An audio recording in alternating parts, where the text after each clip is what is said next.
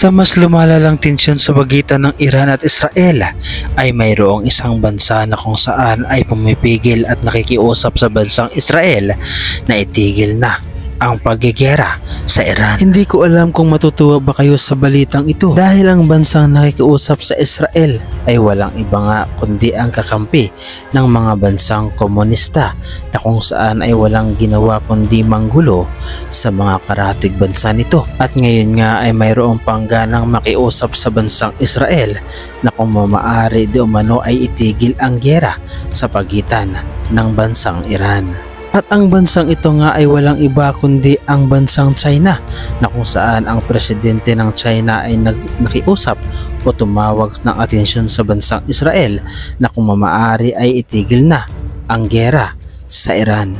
Ayon nga sa balita ay hinimok ng Pangulo ng China ang Israel na tapusin ang digmaan sa Iran.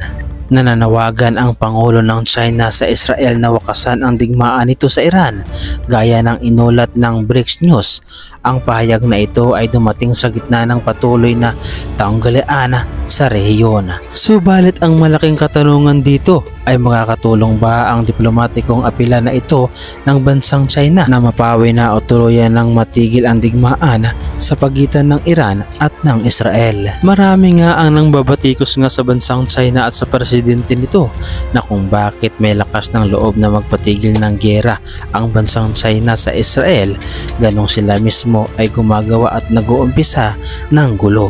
At marami rin nga ang nagtatanong na kung bakit sa ganitong sitwasyon ay hindi niya napigilan ang bansang Russia at bansang Ukraine sa kaguluhan at bakit sa mga tensyon sa Middle East ay nakikialam ang bansang China. Ipinapakita lamang ng bansang China na mayroon siyang pinapanigan at ang pinapanigan nito ay ang katulad ng bansa nila na kung saan ay bansang komunista. Ngunit ang malaking katanungan nga dito ay kung papayag ba ang bansang Israel na wakasan na ang digmaan sa pagitan ng bansang Iran, gayong ang bansang Iran din naman ang nag-uumpisa ng gulo. Ano ang inyong masasabi dito sa reaction video na ito? At ano ang masasabi ninyo sa bansang China sa pakikiusap nito sa bansang Israel na itigil na ang digmaan sa pagitan nila ng Iran?